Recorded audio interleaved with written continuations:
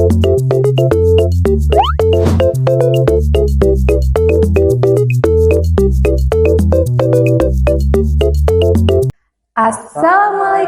warahmatullahi wabarakatuh.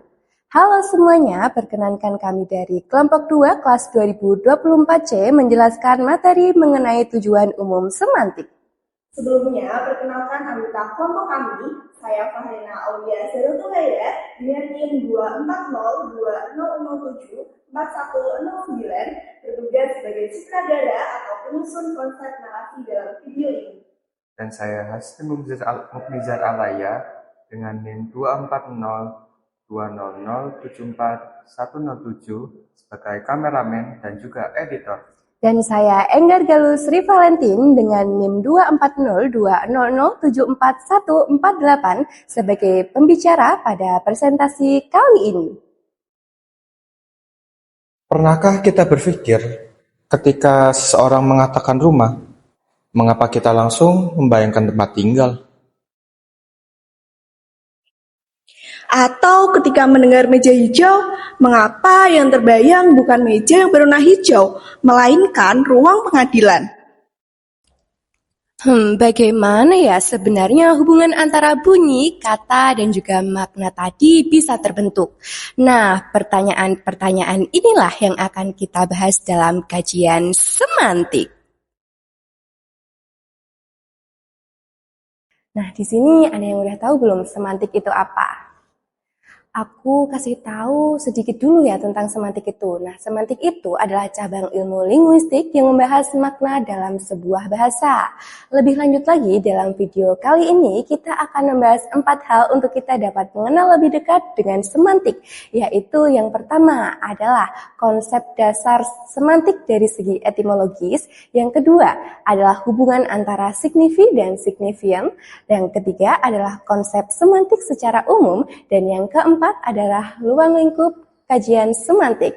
Langsung saja, tanpa berlama-lama lagi, langsung kita simak video penjelasan berikut ini. Semantik adalah cabang ilmu linguistik yang mengaji mengenai makna dalam sebuah bahasa. Nah, secara etimologis, semantik berasal dari kata sema yang berarti tanda atau lambang. Selain itu juga berasal dari kata semaino yang berarti menandai. Nah, dari asal kata ini dapat dipahami bahwa semantik itu berfokus pada bahasa sebagai sistem tanda, yaitu bagaimana bunyi atau lambang bahasa digunakan untuk menandai makna tertentu dalam sebuah komunikasi manusia. Artinya, sejak awal di sini sudah disebutkan bahwa semantik memang berkaitan dengan tanda dalam bahasa. Nah, karena bahasa dapat dipahami sebagai tanda, muncullah konsep tanda bahasa yang paling terkenal dari tokoh yang bernama Ferdinand de Saussure. Saussure ini adalah tokoh yang sangat penting karena dia yang merumuskan bahasa secara ilmiah dalam linguistik modern. Menurut Saussure, suatu tanda bahasa selalu terdiri dari 2 unsur, yaitu di sini sudah ada, yaitu signifi dan juga signifian. Pertama, kita akan membahas mengenai signifi, yaitu Saussure menyebutnya sebagai penanda. Hal inilah adalah bentuk bunyi atau lambang bahasa yang kita dengar maupun kita lihat.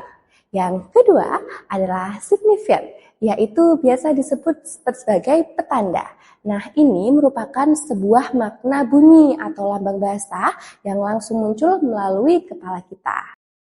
Jika hal ini ditarik ke pemikiran filsafat klasik, konsep ini memiliki keterikatan nih dengan pandangan filsufat Yunani kuno, yaitu Plato dan juga Aristoteles. Yang pertama, kita akan membahas mengenai pendapat Plato terlebih dahulu, yaitu bentuk, makna, ada hubungan. Apa sih maksud dari ini? Yaitu pendapat Plato lebih dekat dengan konsep signifi. Jadi lebih dihubungkan dengan konsep signifi ya, terkait bentuk bunyi lambang bahasa.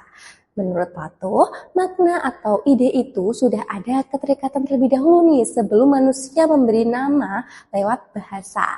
Nah, bahasa itu hanyalah sebagai alat untuk menyebut ide yang sudah ada di pikiran.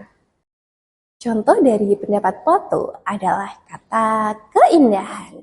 Nah, konsep dari kata keindahan ini menurut Plato sudah ada duluan nih di pikiran manusia mengenai sesuatu yang elok, menyenangkan, ataupun sesuatu yang harmonis. Kalau menurut kalian keindahan ini memiliki artian apa? Langsung saja ya, dari kata keindahan itu, setelah itu manusia itu mengembangkan, memberi nama indah maupun elok. Yang ini tercipta dari pemikiran manusia. Jadi, dari hal tersebut, menurut Plato, kata itu tidak menciptakan suatu makna, tetapi menunjukkan makna yang sebenarnya sudah ada dari kata tersebut. Kira-kira ada yang tahu lagi nggak kata apa yang selaras dengan pendapat dari Plato? Benar sekali, ada bom. Bom itu tercipta karena suaranya yang bom. Nah, maka dari itu dia sudah ada maknanya lebih dahulu. Setelah itu juga ada kresek. Nah, kresek itu tercipta dari suaranya ya, maka dari itu diberi nama kresek. Yang kedua adalah pendapat dari Aristoteles.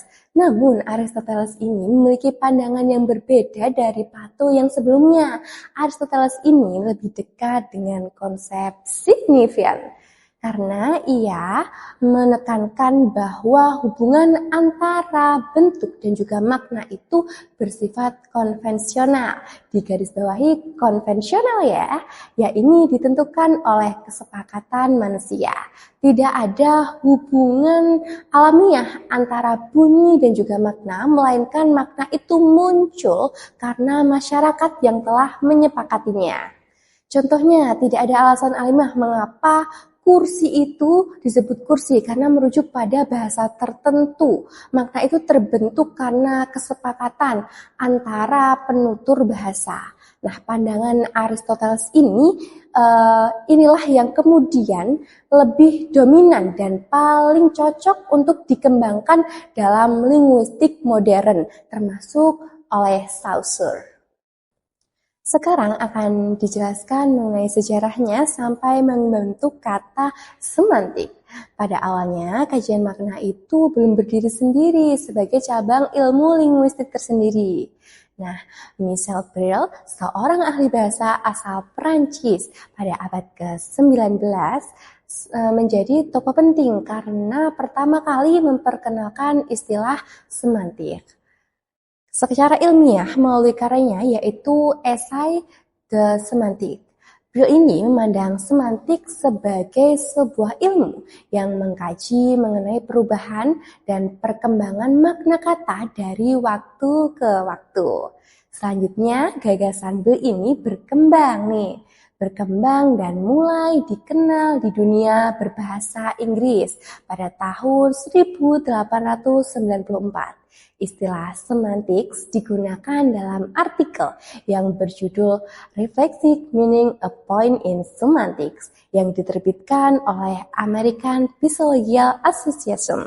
Publikasi ini sangat penting karena menandai semantik tidak lagi dipandang sebagai bagian terkecil pada kajian linguistik dan langsung berubah menjadi ilmu linguistik yang mandiri. Di Indonesia, istilah semantik mulai berkembang pada abad ke-20 dan digunakan secara luas dalam kajian bahasa, terutama melalui kamus-kamus dan juga buku ilmu linguistik karya W.J.S. Barowadiminto, serta pemikiran Grosskerf dalam diksi dan gaya bahasa, dan juga Hartimukti Krida Laksana. Nah, para tokoh ini itu yang memperkuat semantik sebagai kajian sebuah makna yang tidak hanya leksikal, tetapi juga gramatikal dan juga kontekstual. Kita bahas satu per satu ya. Yang pertama adalah makna leksikal. Makna leksikal merupakan makna yang melekat pada suatu kata secara langsung, seperti yang terdapat di dalam kamus. Contohnya adalah dari kata buku. Nah, dari kata buku ini merupakan berarti kumpulan kertas yang dijilid dan berisi tulisan. Makna ini itu tidak berubah meskipun belum dimasukkan ke dalam sebuah kalimat. Kedua, makna gramatikal. Makna gramatikal merupakan makna yang terbentuk di dalam sebuah kalimat. Langsung saja kita ke contohnya ya, yaitu ada kalimat Sekarang dia sudah menjadi tulang punggung keluarga. Artinya bukan lagi tulang punggung yang ada di punggung ya. Artinya itu berubah menjadi penanggung jawab keluarganya. Contoh lain lagi yaitu kasus korupsi itu akhirnya dibawa ke meja hijau. Nah, makna meja hijau ini adalah pengadilan, bukan lagi meja yang berwarna hijau ya. Makna tersebut merupakan makna gramatikal karena terbentuk dari gabungan kata yang menghasilkan sebuah makna baru. Ketiga adalah makna kontekstual. Makna kontekstual merupakan makna yang tergantung pada situasi ataupun konteks. Nah, contohnya langsung saja pada kata pakaian. Pakaian, jika saya berada di toko batik, saya membeli pakaian, pasti pakaian yang berarti itu adalah baju batik. Namun, jika saya berada di rumah sakit dan saya meminta sebuah pakaian, nah pakaian yang dimaksud adalah mungkin adalah pakaian operasi. Jadi artinya makna kontekstual ini bisa berubah ya, tergantung situasi penggunaannya di mana atau bagaimana situasinya. Hubungan semantik dengan cabang ilmu lainnya.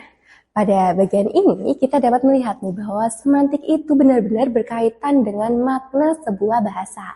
Nah, makna bahasa itu tidak berdiri sendiri, tetapi maknanya saling berkaitan dengan cabang ilmu bahasa lainnya. Pertama, yaitu makna berkaitan dengan bunyi yang dipelajari dalam fonologi. Perbedaan bunyi sekecil apapun itu bisa menghasilkan makna yang berbeda. Misalnya, pada kata tahu dan tahu, sekilas mereka terasa sama, bukan? Tapi, itu merupakan berbeda dan menyebabkan perubahan makna di mana tahu bermakna mengetahui atau mungkin sebuah makanan dari bahan kedelai, sedangkan tahu hanya bentuk tidak baku yang maknanya berbeda atau bahkan tidak diakui secara leksikal. Kedua, makna yang berkaitan dengan kata dan juga pembentukannya yang dipelajari dalam morfologi. Nah, dalam morfologi ini terdapat beberapa proses pembentukan kata nih.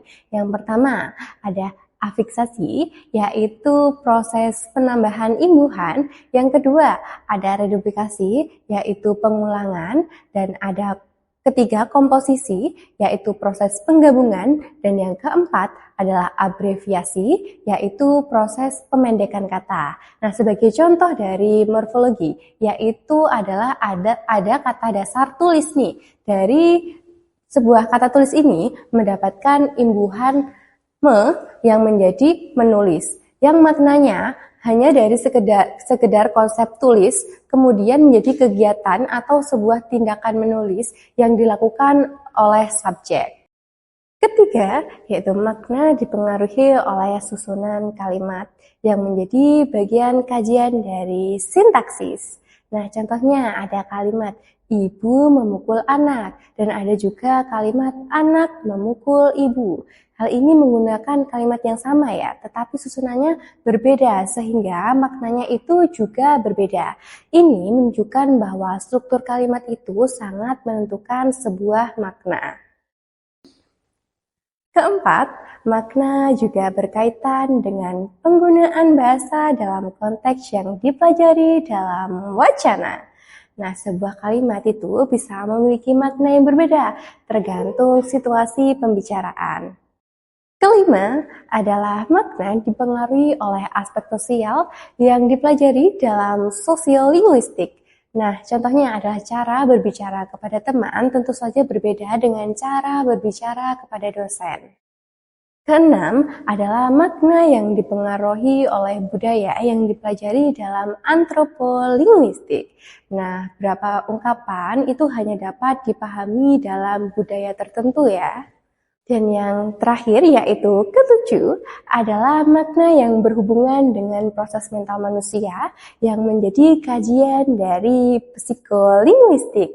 Nah, di sini itu dibahas bagaimana makna itu dipahami, disimpan, dan juga diproses dalam pikiran manusia ketika berbahasa. Dengan demikian, semantik merupakan tanda dalam Sebuah bahasa merupakan makna dalam sebuah bahasa sehingga tidak dapat dipisahkan dari cabang linguistik lainnya. Karena semantik itu membantu kita untuk mempelajari konsep beberapa bahasa, bukan hanya sekedar kata, melainkan sistem makna yang hidup, dinamis, dan selalu berkaitan dengan manusia sebagai penggunaannya. Demikian pemaparan materi yang dapat kami sampaikan. Semoga materi kali ini dapat memberikan pemahaman dan juga manfaat bagi kita semua. Bunyi berpadu menjadi ujaran, kata bermakna lahir dari pemahaman. Semantik membuka jalan penafsiran. Terima kasih atas segala perhatian dan kesempatan. Akhir kata, wassalamualaikum warahmatullahi wabarakatuh. Bye-bye.